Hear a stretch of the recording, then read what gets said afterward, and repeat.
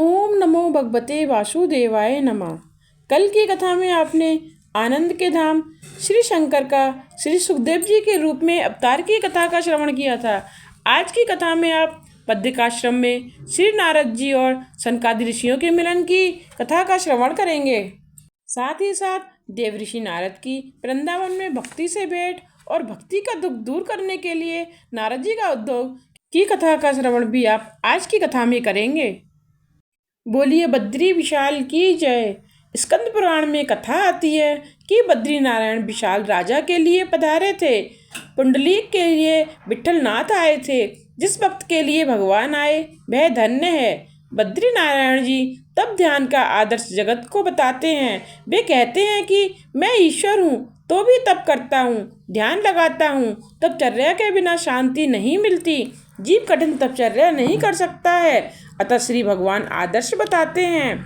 बालक जब दवाई नहीं खाता है तो माता स्वयं उसे खाकर दिखाती है, जिससे बालक समझे कि दवाई भी एक खाने की वस्तु है। वैसे तो माता को दवाई खाने की कोई ज़रूरत नहीं है, परंतु बालक को समझाने के लिए वह भी खा लेती है।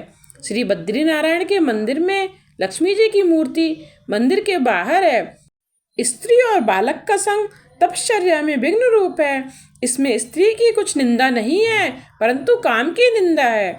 किसी को पत्नी और बालकों का त्याग नहीं करना है, इसलिए कहना पड़ता है कि पत्नी और बच्चों के साथ रहकर घर में ही भगवान का भजन करो। इसी तरह तपस्विनी स्त्री के लिए पुरुष का संग त्याज्य है।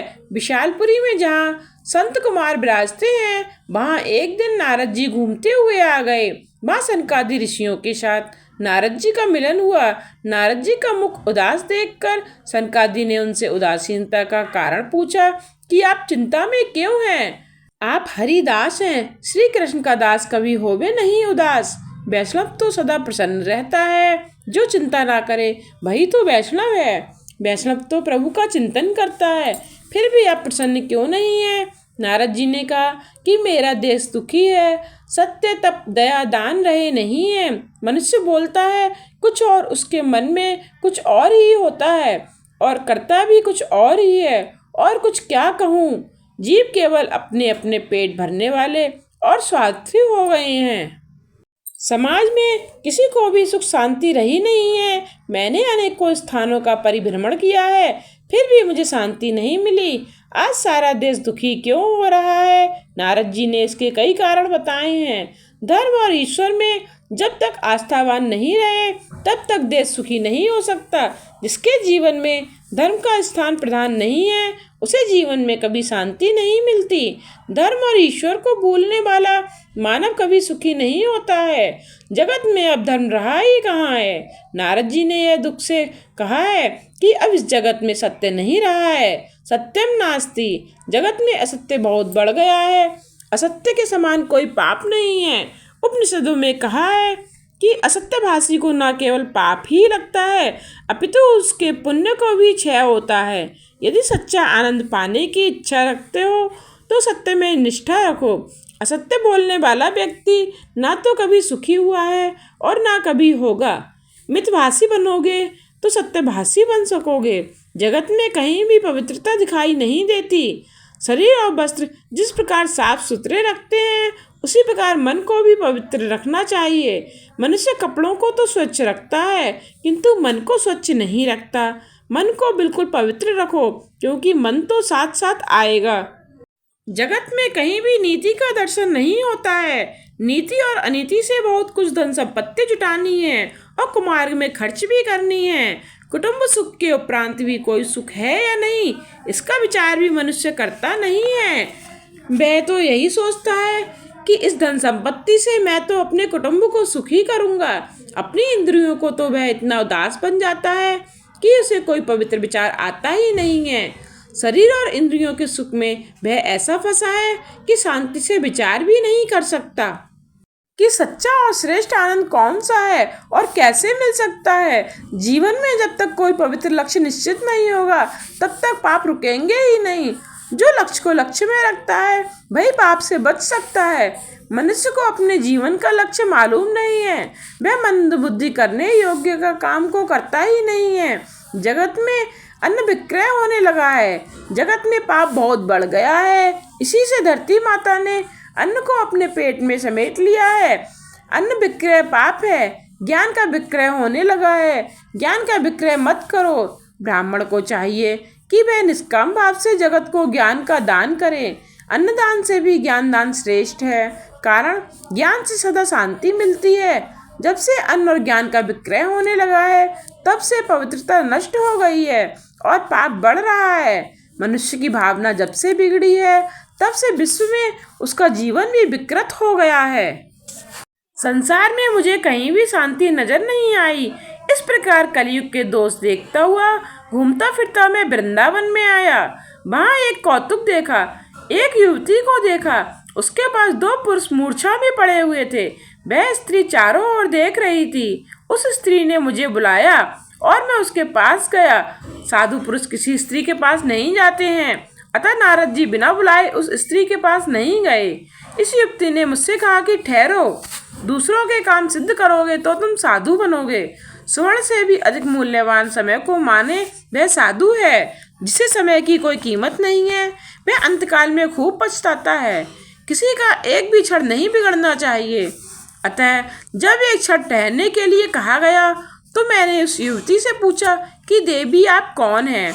उस युवती ने मुझसे कहा कि मेरा नाम भक्ति है। ये ज्ञान और वैराग्य मेरे पुत्र हैं। ये अब वृद्ध हो गए हैं। मेरा जन्म तो द्रविड़ देश में हुआ है। महान आचार्य दक्षिण भारत में प्रकट हुए थे। श्री शंकराचार्य जी और श्री रामानुजाचार्य जी दक्षिण में उत्पन्न हुए थे। कर्नाटक में मेरा परिपालन हुआ है। मेरी वृद्धि भी वही हुई। आचार विचार जहाँ शुद्ध होते हैं, वहाँ भक्ति को पुष्टि मिलती है। आचार विचार शुद्ध हो तो भक्ति हो सकती है। विचारों के साथ साथ आचार भी शुद्ध होने चाहिए। कर्नाटक में आज भी आचार की शुद्धि देखने में आती है। भगवान व्यास जी को कर्नाटक के प्रति कोई पक्षपात नहीं था, परंतु जो सच था उसी का उन्होंने वर्णन किया है। अब तो कर्नाटक में लोग निर्जला एकादशी करते हैं। एकादशी का अर्थ दिवाली नहीं है। मेरी एक एक करके सभी इंद्रियां भगवान को अर्पण करनी है। ऐसी भावना से एकादशी का व्रत रखो। महाराष्ट्र में किसी किसी स्थान पर मेरा सम्मान हुआ। महाराष्ट्र में कहीं कहीं भक्ति को सम्मान मिला है। पंढरपुर जैसे स्थल पर भक्ति का दर्शन होता है। गुजरात में तो मैं जीर्ण हो गई हूँ। गुजरात में मैं अपने दोनों पुत्रों के साथ वृद्ध हुई। धन का दास प्रभु का दास नहीं हो सकता। गुजरात कांचन का लोभी हो गया है, अतः भक्ति छिन्न भिन्न हो गई है। भक्ति के प्रधान अंग 9 हैं। इनमें प्रथम है श्रवण। केवल कथा सुन लेने से भक्ति पूरी नहीं होती है। जो सुना है उसका मनन करो। मनन करके जितना जीवन में उतारा हो, उतना ही भागवत श्रवण सार्थक हुआ। कहा जाएगा कथा सुनने से पाप जलते हैं, परंतु मनन करके जीवन में उतारने से तो मुक्ति मिलती है।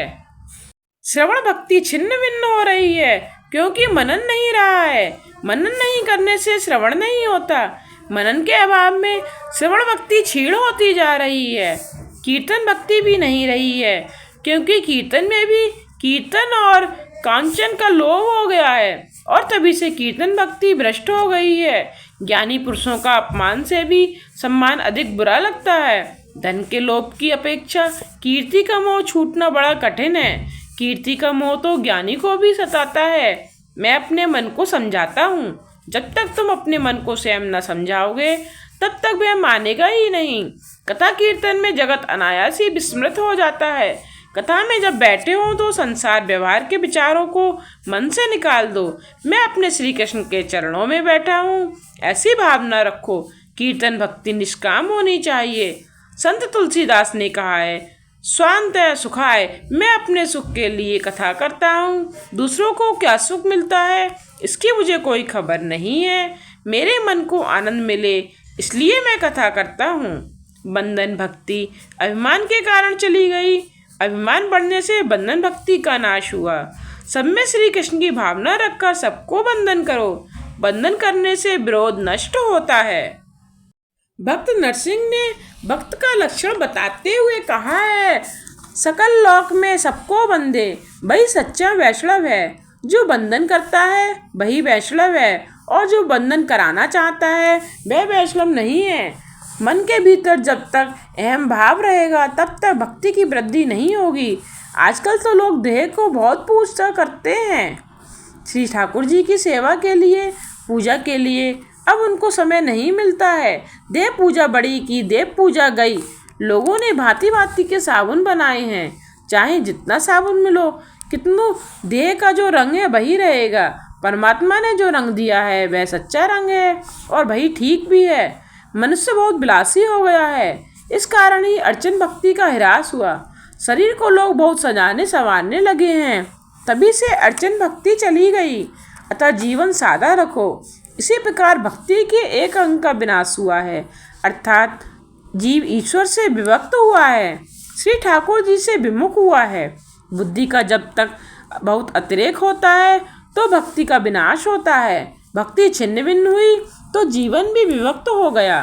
भक्ति के दो बालक हैं, ज्ञान और वैराग्य। भक्ति का आदर ज्ञान और वैराग्य के साथ करो। ज्ञान और वैराग्य मूर्छित होते हैं तो भक्ति भी रोती है। कलयुग में ज्ञान और वैराग्य क्षीण होते हैं, बढ़ते नहीं हैं। जब से पुस्तकों में आकर समा गया है तब से ज्ञान चला गया।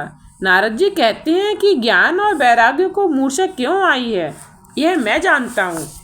इस कलिकाल में जगत में अधर्म बहुत बढ़ गया है, इसी से इनको मूर्छा आई है। इस वृंदावन की प्रेमभूति में तुमको पुष्टि मिली है। कलयुग में ज्ञान और वैराग्य की उपेक्षा होती है, अतः वे निरुत्साहित होकर वृद्ध और जीर्ण हो गए हैं। ज्ञान और वैराग्य के साथ मैं भक्ति को जागृत करूँगा। ज्ञान वैराग्य के साथ मैं भक्ति का प्रचार करूँगा। नारद जी ने ज्ञान वैराग्य को जगाने के लिए अनेक प्रयत्न किए, परंतु कुछ बना नहीं। वेदों के अनेक पारायण किए तो भी ज्ञान वैराग्य की मूर्छा नहीं गई। कुछ थोड़ा सा विचार करेंगे तो यह ध्यान में आ जाएगा कि ऐसी कथा तो प्रत्येक घर में होती है। अपना यह हृदय की वृंदावन है। इस हृदय के वृंदावन में कभी कभी वैराग्य जागृत होता है, परंतु वह जागृति स्थायी नहीं रहती है। उपनिषदों और वेदों के पठन से अपने हृदय में क्वचित ज्ञान और वैराग्य जागता है, परंतु फिर से वे मूर्छित हो जाते हैं। वेद के पारायण से वैराग्य तो आता है, परंतु वह स्थायी नहीं रहता। शमशान भूमि में जब चिता जल रही होती है तो उसे देखकर कई व्यक्तियों को वैराग्य हो जाता है, परंतु वे वैराग्य टिकाऊ नहीं होता। काम सुख को भोग लेने के बाद भी बहुतों को वैराग्य आता है। संसार के विषय के उपभोग कर लेने के बाद बहुतों को वैराग्य आता है, परंतु वह भी स्थायी नहीं होता है। विषय भोग के बाद अरुचि तो होती है, परंतु वह अरुचि विवेक और वैराग्य से रहित होने के कारण टिकती नहीं है। ज्ञान, वैराग्य और भक्ति आदि सब कुछ वेदों से ही उत्पन्न हुए हैं, परंतु वेदों की भाषा गूढ़ होने के कारण सामान्य मनुष्य की समझ में कुछ नहीं आता। कलयुग में तो श्री कृष्ण कथा और श्री कृष्ण कीर्तन से ही ज्ञान और वैराग्य जागृत होते हैं। नारद जी चिंता में फंसे हैं कि ज्ञान और वैराग्य की मूर्छा उतरती नहीं है।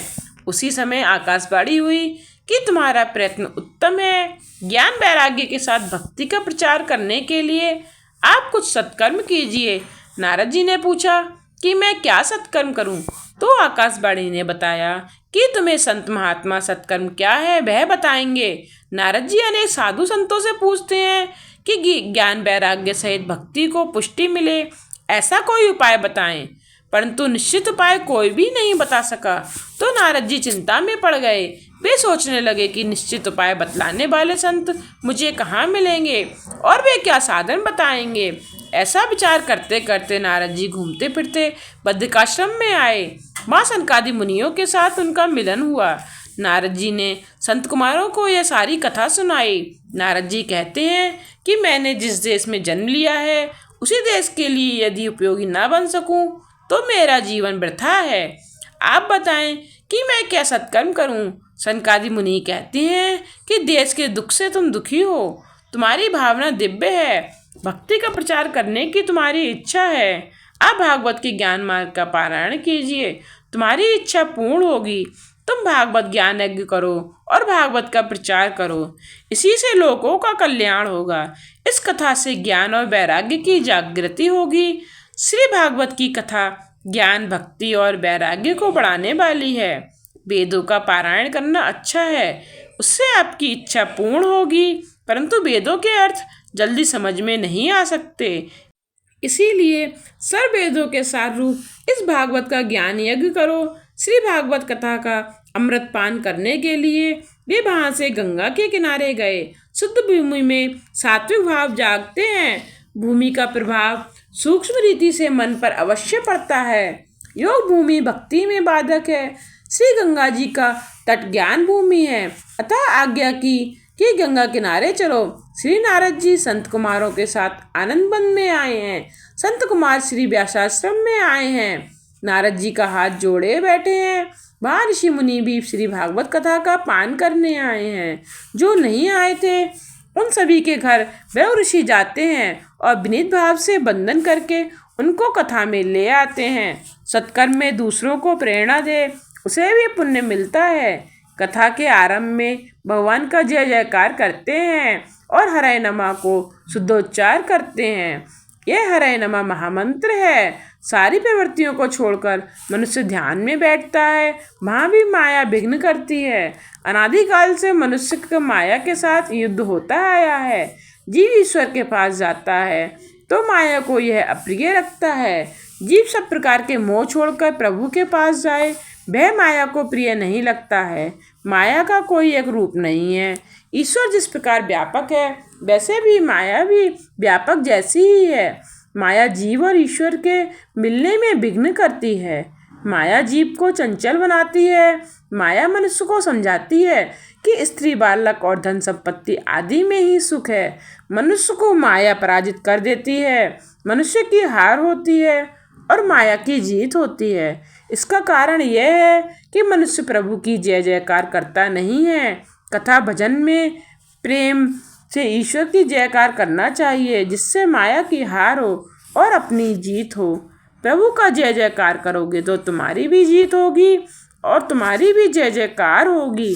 भूख और तृष्णा को भूलोगे नहीं तो पाप होते ही रहेंगे। भूख और प्यास को सहन करने की आदत होनी चाहिए। आगे कथा आएगी। राजा परीक्षित की बुद्धि भूख और प्यास के कारण ही बिगड़ी थी।